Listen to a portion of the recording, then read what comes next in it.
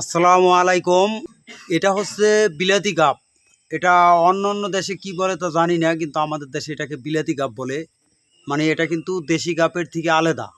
তো দেখেন, এই গাবের কোয়ালিটিগুলো দেখেন কত সুন্দর। এটা কিন্তু দেশি গাব না। এই যে আমার হাতে গাবটা দেখতেছেন, এটা হচ্ছে বিলাতি গাব। এটা আমাদের দেশে বিলাতি গাব হিসাবে পরিচিত।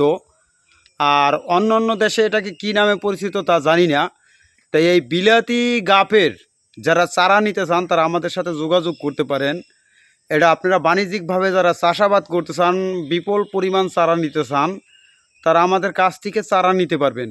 এছাড়াও আমাদের কাছ থেকে আপনারা ভাংটা চারাও এই ফল জাতীয় গাছের নিতে পারবেন। তাই আপনারা বিভিন্ন জাতের ফল জাতীয় গাছের চারা আমাদের কাছ থেকে নিতে পারবেন। এই যে গাছটার ফল দেখতেছেন, এটা হচ্ছে বিলাতি গাব। এটা হয়তো অন্য অন্য জেলায় অন্য নামে পরিচিত হতে পারে, কোন কোন জেলায় কী নামে পরিচিত এটা আমি জানি না, কিন্তু আমাদের জেলায় এটা বিলাতি গাব হিসাবে পরিচিত। তাই এরকম যারা বিলাতি গাবের চাষ করতে চান বা বাড়ির আঙিনায় আশেপাশে গাছ লাগাতে চান, তারা আমাদের সাথে যোগাযোগ করে চারা নিতে পারেন।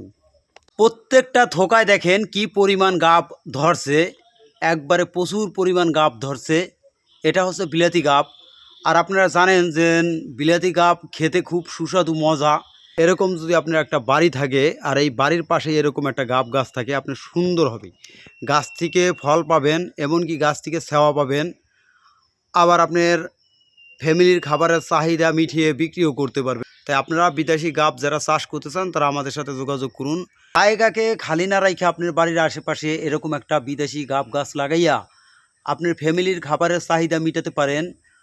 আর খাবারের চাহিদা মেটে আত্মীয় স্বজনকে দিতে পারবেন।